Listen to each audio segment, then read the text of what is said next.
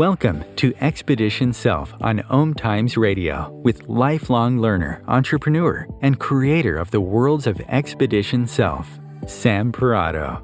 Sam shares 4 decades of studying, guiding, and teaching how to go inside so we can build an incredibly powerful, dynamic, and validating relationship with the self. Expedition Self is laced with stellar, unexpected insights about what it means to be human. Listen now and ignite your self-development process with Sam Parado. Well, hello and good evening and welcome to this hour of Expedition Self. I'm Sam Parado, your host, your guide for going inside. And tonight we're going to talk about the feeling of home. It seemed like such an apropos topic given the time of year. But really, you know, I recognize it's any time, right, when people think about their lives and how they came to be who they are. Before I get started, I wanted to tell you that I happened to run across a book that, to me, I don't think, like everything I ever talk about around feelings, I just feel like this book embodies it. And I just want to tell you about it. And no, I don't get anything for this. I've never met the author. I don't even really know the person at all. But it's called Draw Your Feelings. And it says a creative journal to help connect with your emotions through art. And the exercises inside, I couldn't have done a better job. And it's published by, it's written by Rukmini Podar, an artist, designer, and educator. And so she's all about the intersection of emotional wellness and creative storytelling. You can see why I would be excited about her. Anyway, I have gotten this book and I have sent it to some people already. And I just think it is an awesome, awesome way to work on your relationship with your emotions. So if that happens to be your theme coming into 2024, boy, I'd snag this book and use it as the backbone for your growth process. Okay, that's one. Number 2, tonight, if you are interested, our resident artist extraordinary, Andy Noam Cobb, she has she did a coloring page, which is a backpack, an Expedition Self backpack, and it says, "This is where my home is." And if you would like to download that and to color it, you're just looking for something creative to do, you can go to our website, which is www.expeditionself.com, and you'll see it there and you can download it. So I just wanted to let you know about that. Okay, well, when I was thinking about the feeling of home, it arose because I have been doing a lot of family work lately with clients and in my own life. And the other thing is I've been working with this idea of how to live in my home and to create it so that it fully supports my life and the things that I want to spend my time on, so that it gets cared for, but it doesn't take unnecessary amounts of time, so that I can find things that I want when I want to do something with them, you know. Anyway, it's a big area of focus right now for me. Home with people, and in my home that I occupy with my physical self, and then inside of my home of my body where my self resides, right? It's really all about all 3 levels of home. And for me, there is no difference between the 3 when I think about how I relate and the characteristics of each. And, you know, if you've been listening to me for a while, you'll notice that there's this thread that's woven around everything that I do, which is seeing parallels in the way that I relate to a particular idea, or in the way we relate to an experience. And so that's why when you look, you're looking for like this idea of home, and all the places you could think of as home is looking for, where are they similar? Where do they show me something about how I'm wired and how I'm going through life? And that the more I can do this, that the more consciousness I bring to every single day of my life and every interaction and every relationship. So how I pay attention, the excesses and the lack, And I'm talking about like my relationship to home in all ways, like the way I take it for granted or how I inconsistently take care with all of these three layers or levels of home.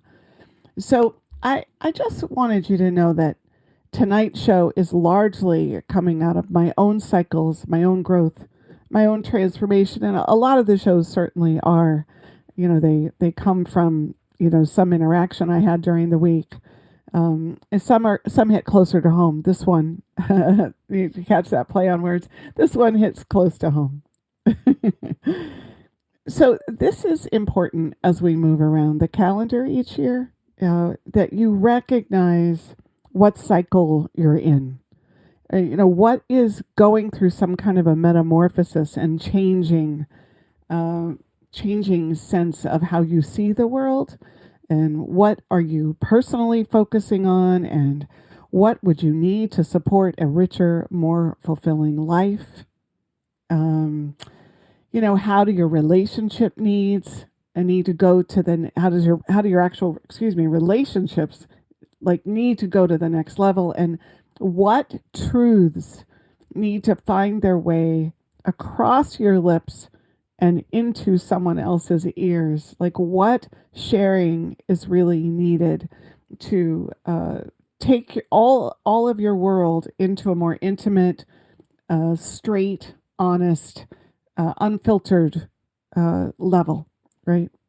You could ask questions in terms of your current cycle, and I'm talking about home, but in this show, but I want you to think about growth work always, right? In terms of where am I right now? So, what creativity is needed to revitalize your long-standing routines and habits?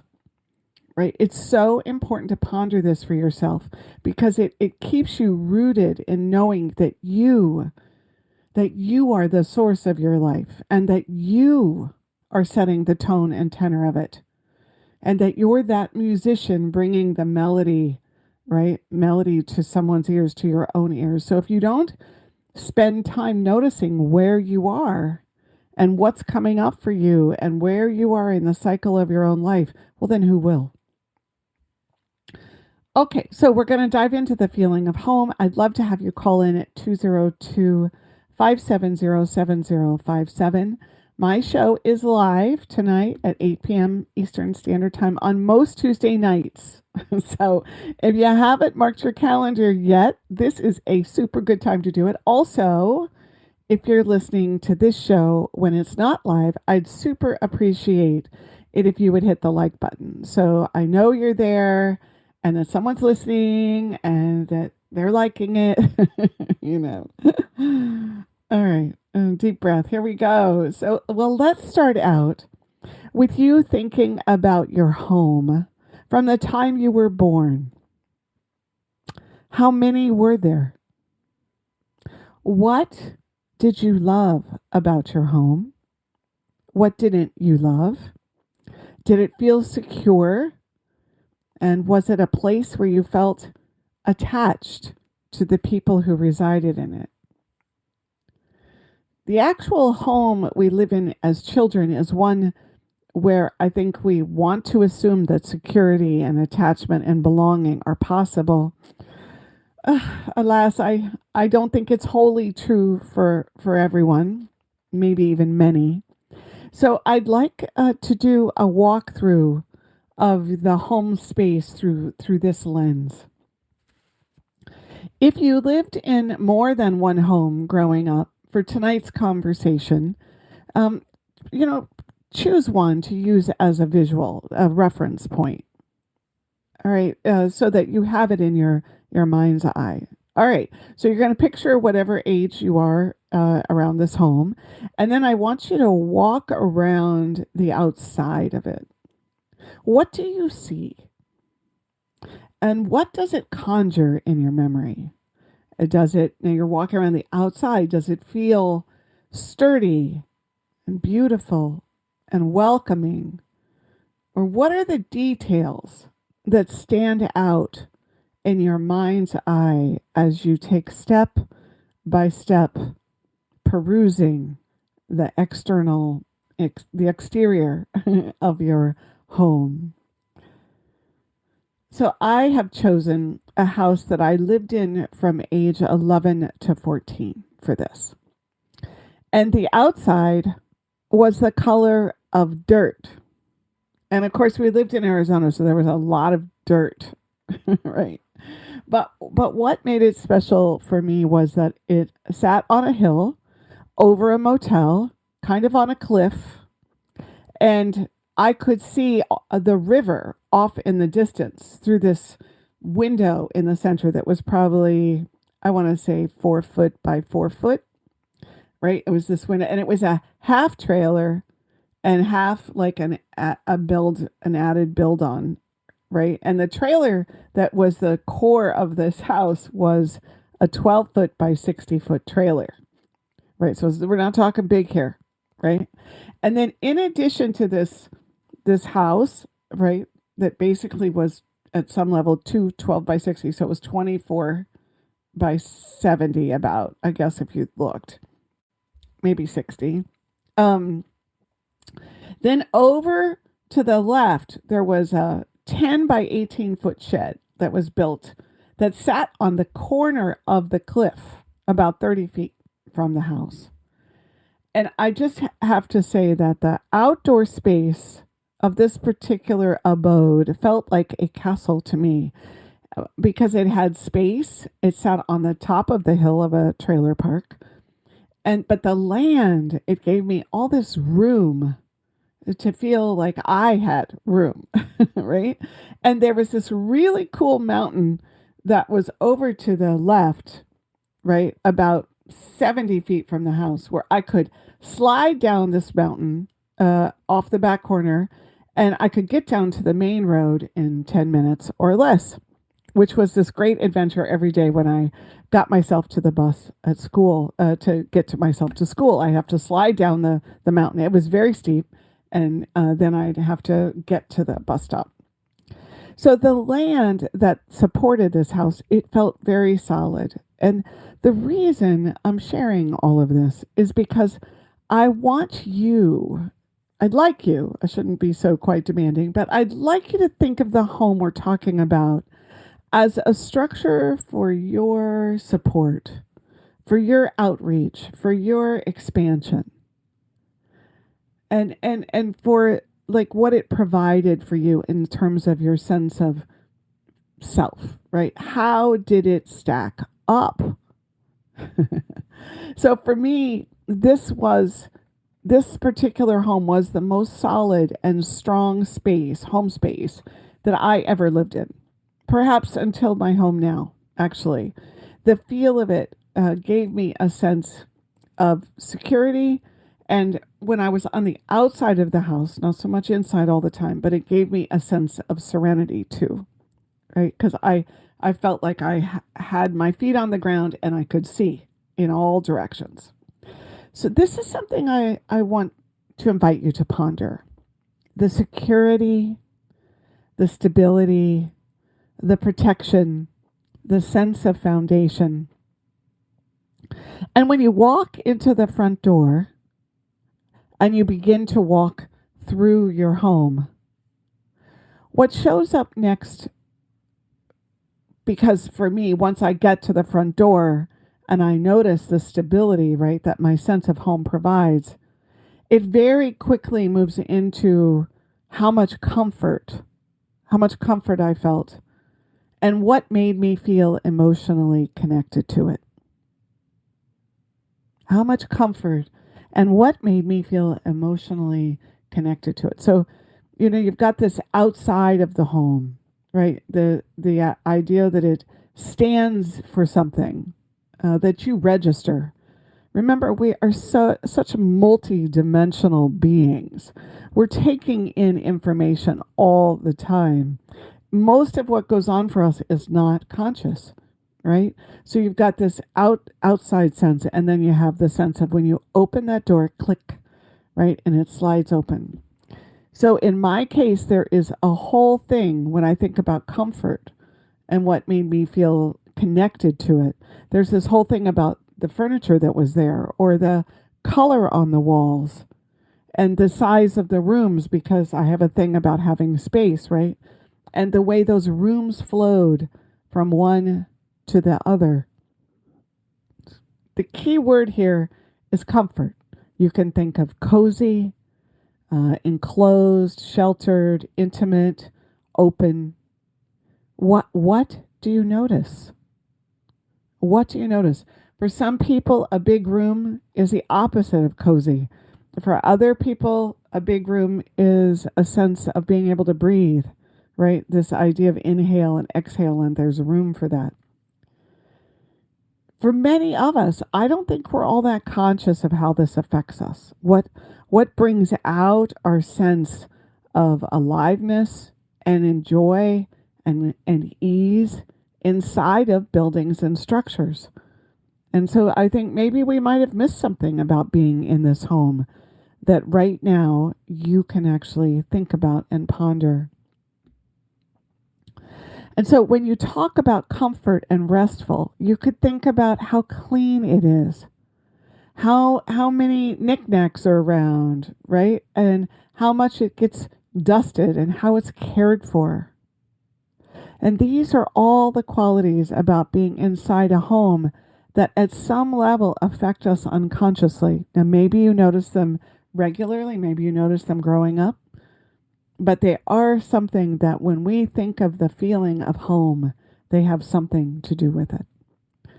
All right, we're going to go to break, and when we come back, we're going to continue walking through this feeling of home.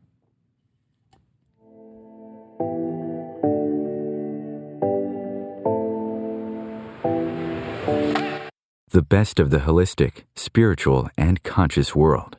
Om Times Radio. IOM FM. Ascending Hearts is no ordinary dating site, but a spiritual dating site with a purpose, to link you with your soulmate. We engineer the serendipity so you can trust that you will attune with someone that has the same matching vibration as you. Ascending Hearts, the conscious dating site for the spiritually aware. Try Ascending Hearts for free. AscendingHearts.com. My name is Victor Furman. Some call me The Voice. I've always been fascinated with human nature, spirituality, science, and the crossroads at which they meet. Join me Wednesdays at 8 p.m. Eastern on Om Times Radio, and we'll explore these topics and so much more on Destination Unlimited. If I could be you, and you could be me for just 1 hour. If you could find a way to get inside each other's mind. Walk a mile in my shoes. Walk a mile in my shoes. Walk a mile in my shoes. We've all felt left out. And for some, that feeling lasts more than a moment. We can change that. Learn how at belongingbeginswithus.org. Brought to you by the Ad Council. Walk a mile in my shoes.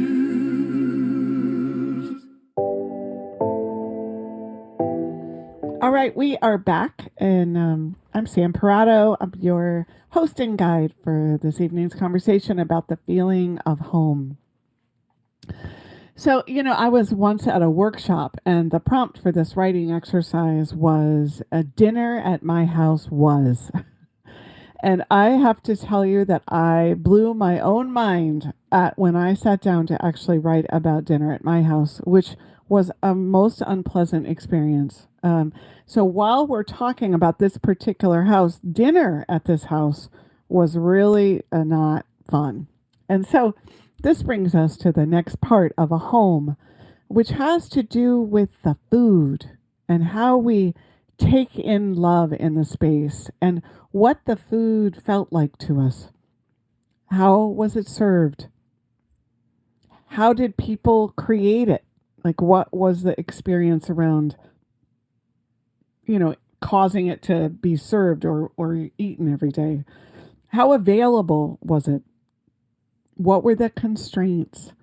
Was it prepared with warmth and desire to serve or give, right? Or was it seen as a necessity, right? Just get something in people's tummies.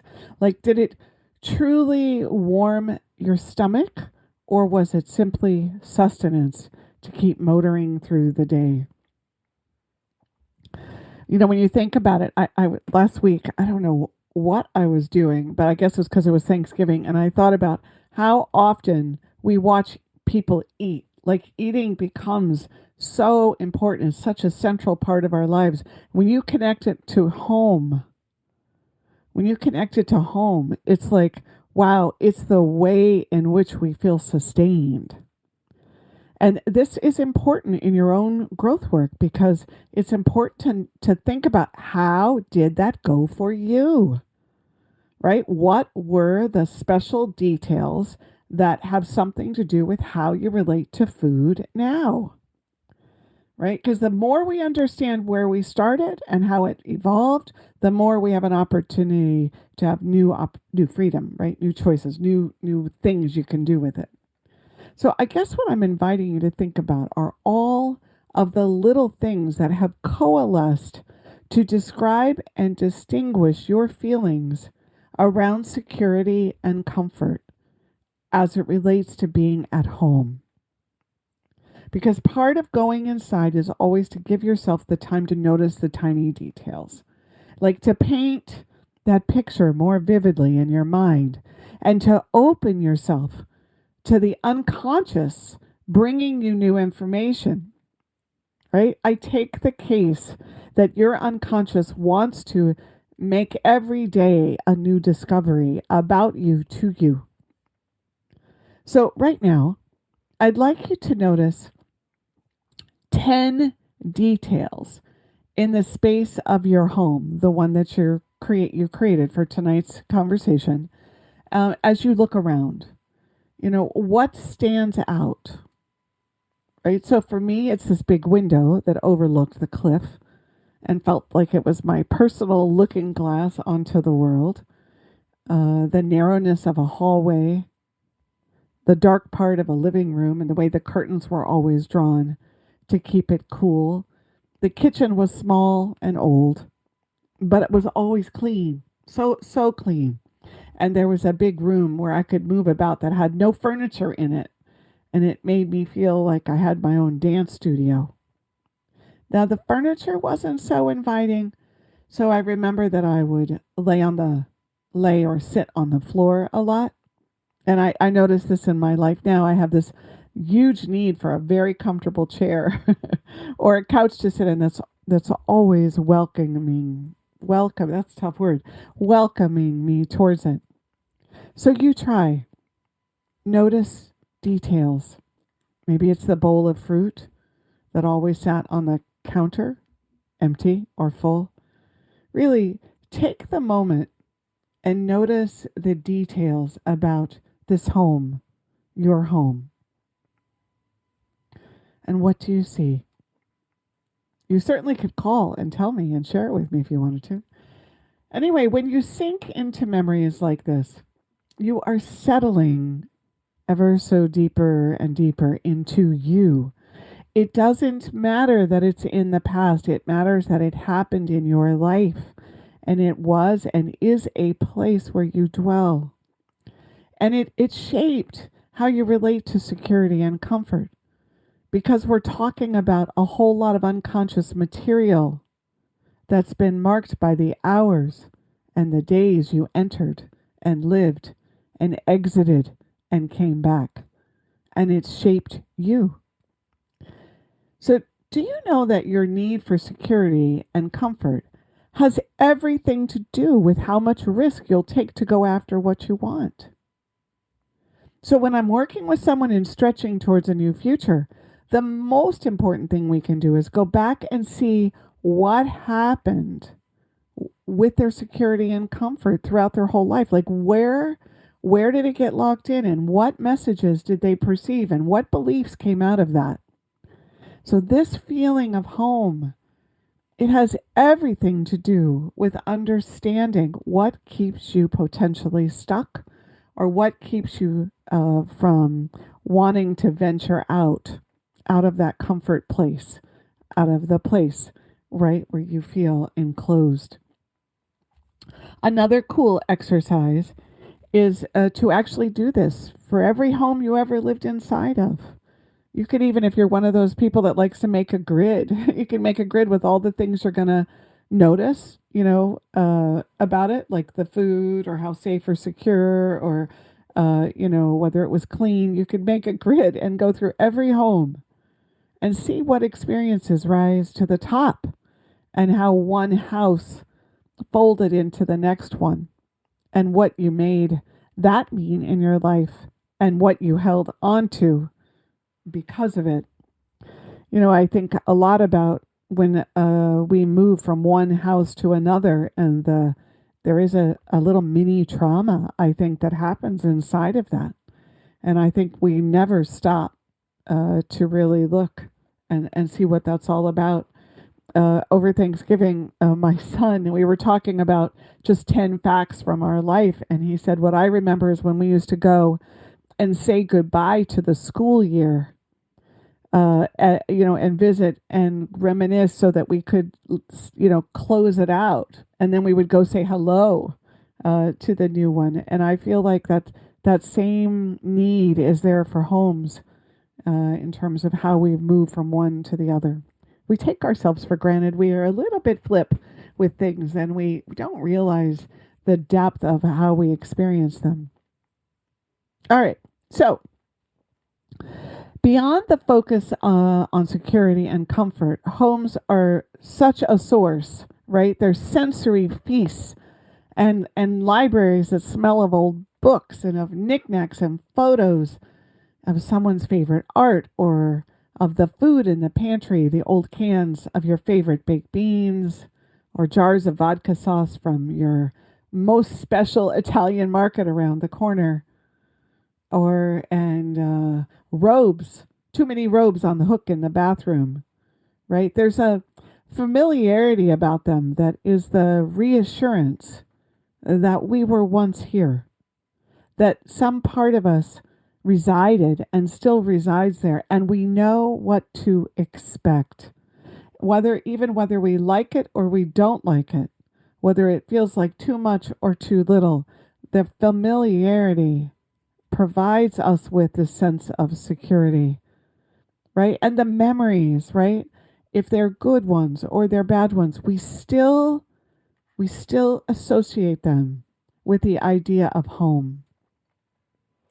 And if you think about it, a lot of times around holiday traditions, right? At some level, we're trying to recreate that sensory feast, and have it smell the same and feel the same, like to recreate whatever it is that we connect with home.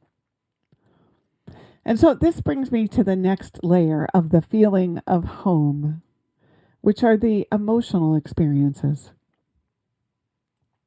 Beyond security and comfort, and even familiarity, we associate a home with the emotional takeaways from our time there, right? We associate a home with the emotional takeaways from our time there. And these emotional takeaways often have to do with how life went for us there. That's why if you get a group of siblings together, they're all going to describe something different about what their emotional takeaways were, even though they're all living in the same home. It's always such a fascinating conversation. And I'm going to say this, if you are listening and you'd like to call in, I would love to hear just your the emotional experiences or the familiarity pieces that you've taken away from home. So although I talk about this all of the time, I want to reiterate how we human beings are wired to feel. We are wired to feel. I don't care who you are and how much you think this is true or not, you are wired to feel. And if these feelings are not handled in a way that honors them, then we are left feeling bereft of affection or self-value or a bunch of other things. And we may not know it, right? And that these emotional experiences are tied to the feelings of home because it happened there. And maybe it happened when we were less conscious. But the bones of the dwelling become the memories in your bones. The bones of the dwelling of your home become the memories of your bones. And if you think about it, you don't have a direct and detailed sense of your bones, right? They just work. They just hold you up. They just move and help you walk. And that's the thing, is that we get to see that the emotional experiences that happened in that home, they have now become the marrow and the blood flow inside of your bones.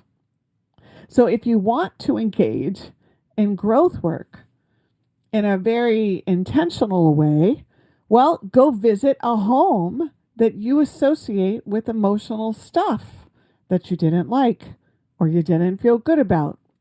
You also can go and actually one where you did, right? It's not one or the other, but there's something about taking on this idea that whatever happened in the home is there waiting for you, right? Your entire being will show up for that, because the bones of the house actually speak to your bones. Now, I know that sounds probably a little woo-woo, but I really believe this, that these very inanimate things in our life are very much connected to our inner world, right? Our sense of self, our psychic connection, our intuition.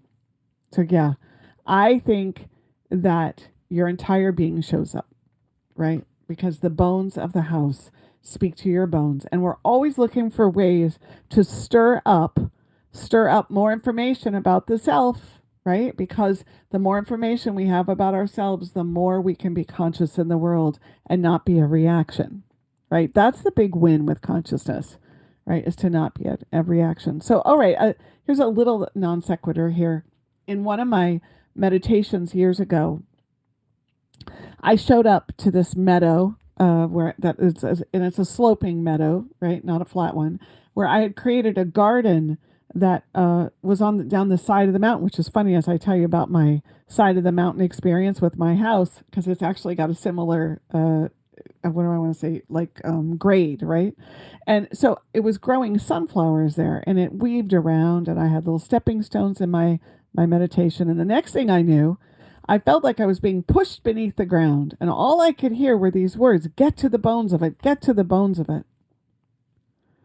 And so, as I share what I'm about the bones of a house and the emotional residue and carryover from living inside of it, I guess I'm struck by how important it is to get to the bones, because it helps you really see what happened for you, right? In a kind of unfoggy way, right? And how it affected you and how it connects it to something very tangible and real. So your emotional experience in your home has everything to do with how you want your home to function in the here and now. And if you're working to remove rigidity out of your life and to be in a more creative zone, then going back to the place it got rooted is an important step to your freedom. All right. So we actually have a caller. Diane is on the line. Diane, what have you got to say about this feeling of home? Well, it took me a while to figure out which one I should choose to talk about, because I moved every year. And one of the scenes, as I was listening to you, that caught I just had to stop and think, is when I was a freshman in high school. I was living with my mom and my dad and my two brothers, and we never owned a house, but we did rent one in Rosemead, and that's in California, and there wasn't enough room in the house, the main house, for me. My two brothers got the bedroom, and they had a little house in the backyard. And that is where I was living for my freshman year. And I had a bedroom, and it was cool when I first moved there. It was kind of like I got away from the family, and I didn't have to put up with my brothers. But I soon found out that the back door was always locked. So when I came out of my little house, I would knock on the back door to see if I could get in, or that they would let me in. Both doors were locked on each side, the front door and the back door, which had a screen door. And it didn't dawn on me until I started listening to you that I think I felt at the time that I wasn't wanted, or that I was too much trouble. I ended up getting crazy things happen to me in my freshman year where I would miss the bus and I would have to walk home 9 and 10 miles along the freeway. So I thought it was interesting because I haven't thought about that in years until listening to you. And I have just ordered the Draw Your Feelings book from Amazon. So I just thought I would check in. Well, I know we're just about ready to go to break, but I want to say thank you so much for sharing such a vulnerable story. I mean, the way that you describe it, my heart felt sad. And I know you haven't called in a while, and I'm so glad to hear your voice again as well.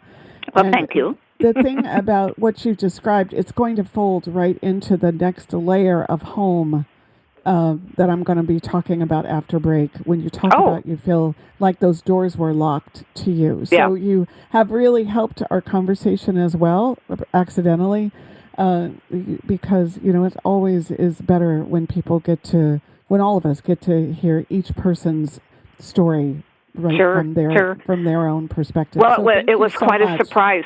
It was quite a surprise that I just went there. I haven't thought about that in eons, Your unconscious showed up. It did. So I'll let you go to break. Thank you so much. Thank you. All right, and we'll see you back after break. Bye. Bye.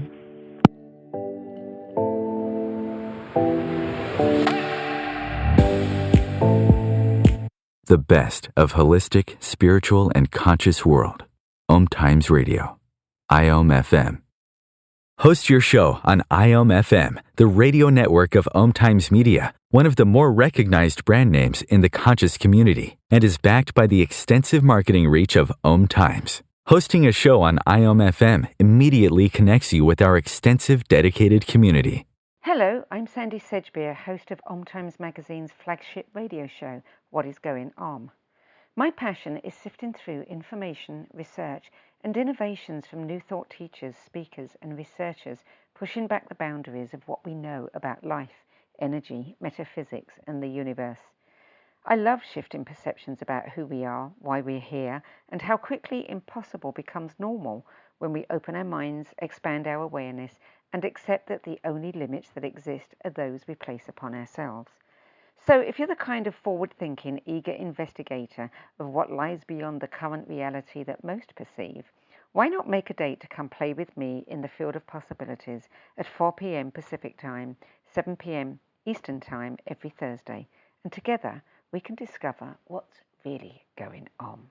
You came across someone struggling with hunger. How would you recognize them? Would you notice an 8-year-old girl who's not excited for summer break because she may not be having lunch again until September? Or a war veteran who's having a hard time landing a job and getting back on his feet? I am the 1 in 8 Americans who struggle with hunger. I am hunger in America. Hunger can be hard to recognize. Learn why at IamHungerInAmerica.org, brought to you by Feeding America and the Ad Council. All right, well, we are back, and I'm Sam Parado, and we are talking about the feeling of home tonight. And so I wanted to say that there's another thing that happens in the home, and that is attachment. And if any of you were listening, Diane, when she shared her story, she was really referring to a place where she ended up not feeling attachment, right? And so this plays into the emotional experience, but it's really tied very, very much to belonging, right? And feeling wanted. And we humans have a need to attach. You know, Gabriel Maté talks about this, how we're driven by our need to attach. And it's like the grand poobah of needs. And he says that when we are faced with the double bind of attaching or being authentic with our needs and our feelings, we will choose attachment every time. And of course, when that happens, we start to tell ourselves that we have to hide or silence our truth in order to belong. So this house thing, it goes to that because the feeling of home is the feeling of attachment, of belonging, or at least it's supposed to be. And it's often all about the people that we attach to. I can tell you, I've tried to do growth work with so many who, when there was a risk to the relationships with those they felt attached to, they would turn away from growth work to keep that intact, right? They turn away from opening something up, right? It is so powerful. So, in fact, you could describe it, as overpowering, because rather than have a sense of security that is deep enough to allow for putting that attachment at risk, it looks instead like it's non-negotiable. So when you think of the feeling of home, well, you might ask yourself, how did you attach to those people who occupied your family or your community? And what was the price of that attachment? You know, was it available at all? And what about the home itself symbolized and represented this attachment? You know, what did you have to give up of you to guarantee the attachment would remain, right? And of course, what did you do to try to get attached? And how did that set up patterns in your life? Have you ever thought about attachment and belonging being the most central need you have as a human being? I know it's in one of my 5 core needs, but when I think about the feeling of home, it definitely has to get elevated, right, in its significance. And of course, along with this, I think, I'm kind of building on this. So the other thing I'd like you to think about when revisiting this feeling of home is lack. Just how much were survival needs at the forefront of your daily lives, your occupation, right, in the house? Like, was money an issue? Was there a sense of deprivation on physical needs level? Like, what was considered enough of anything or too much? And even, you could even go as far as, like, was there a point when your home was at risk? Was the home, what do I want to say? Like, it didn't sit on solid ground, like it could leave. It was unpredictable in whether you would know whether you had it next, right? Can you see where this lack and security and attachment and belonging, how much it represents, right, the source of who we are? I know of many stories about families who picked up and moved because a parent took a job in another location, and how that landed inside of the needs of the family. There's a survival piece of this change, right? Even if the positives of like this idea of an adventure were present. So lack and abundance are built into our feelings of home. The stage is set from here for each of us, not only when we were young, but it's actually in the home you are now. Right? The home you occupy now. So take a look around that home that you're referencing for tonight's conversation. Where do you see evidence of lack or abundance? What physical actions or events occurred that shine a light on this? I recall a story I once heard about Arnold Schwarzenegger and Maria Shriver when they were first married. And Arnold was complaining that Maria was wearing a cashmere sweater to play in the grass with her kids. And I remember thinking how funny that was, because I could get that with his upbringing, right, it would be wasteful and unnecessary. But given how I think she grew up, which I'm making an assumption here, had lots of abundance, like it didn't register. So it's so very important that you think about where you land in here. And when you think about it, try not to get righteous about it. Like you have the answers about how to live, right? Because you don't waste anything. Or you are clearly the superior one because you always make extra food for everyone who visits. There's not right or wrong ways associated with this conversation, but there is the potential for being trapped in one way, for being constrained, for seeing things in a defined and in a movable way. And this is, of course, the point of growth work, is to get freedom where it doesn't exist, to be able to root down and find the source of our choices and then unhinge them, right? So there's room to move that wasn't the place we started. Okay, so we've talked about security and comfort, attachment, belonging, and lack. So now I want to talk about beauty. This is an interesting one, because when we think about the feeling of home and having a sense of whether it felt beautiful or not, well, we run the risk of operating through a lens of superficiality, right? The home that is beautifully beautifully decorated, and yet the people inside of it are unavailable for attachment.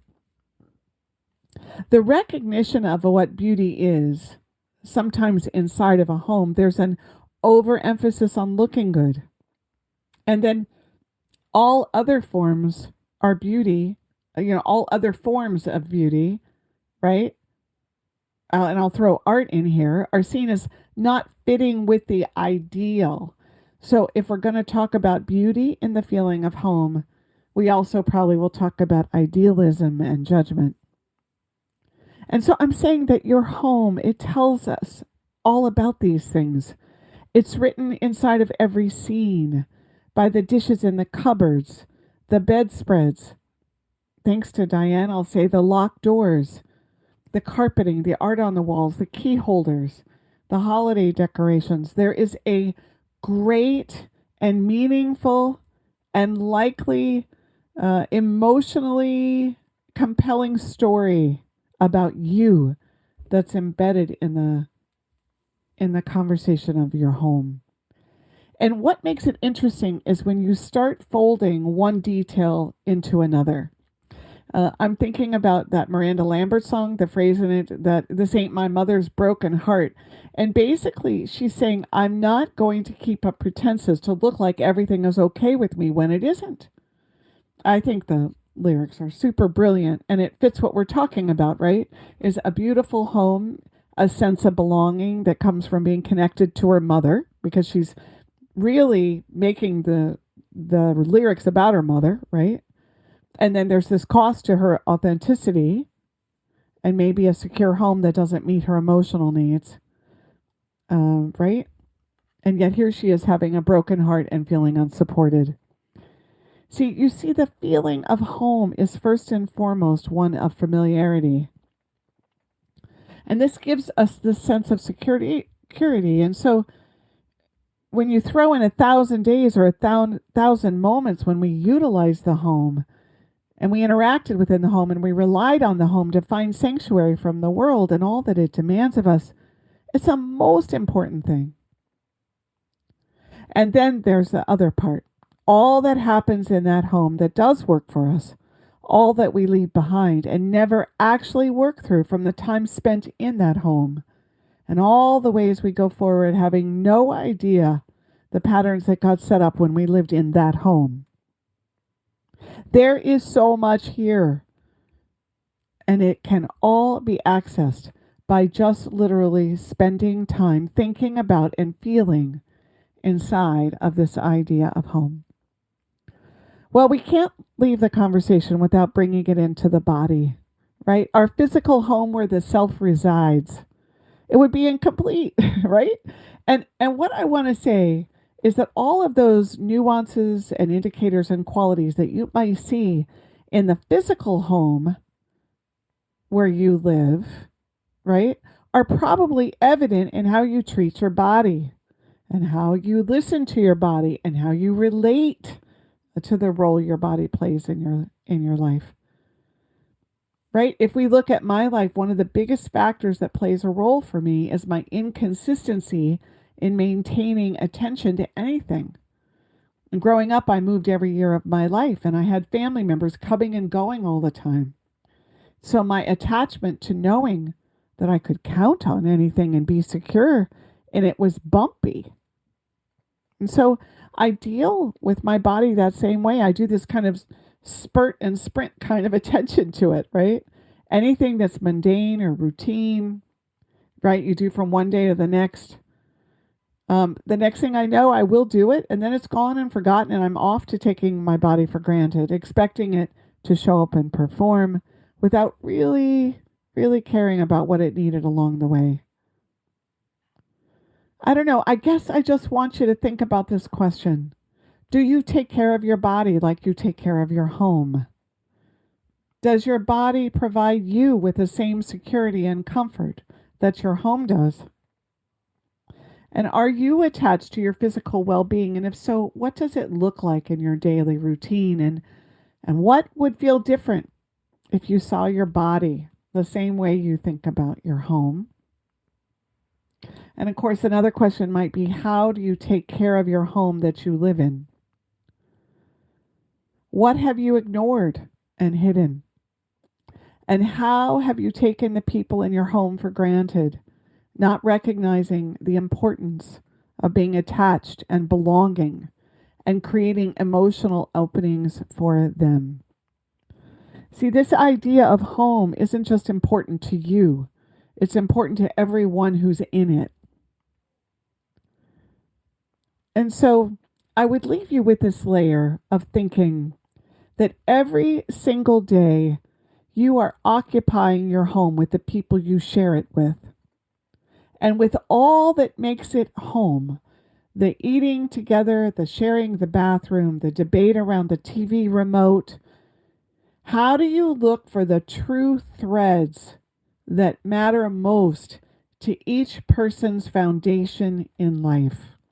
Security, comfort, emotional needs, attachment, belonging, familiarity, beauty, survival issues, and memories are all housed in the home you are sitting in right now.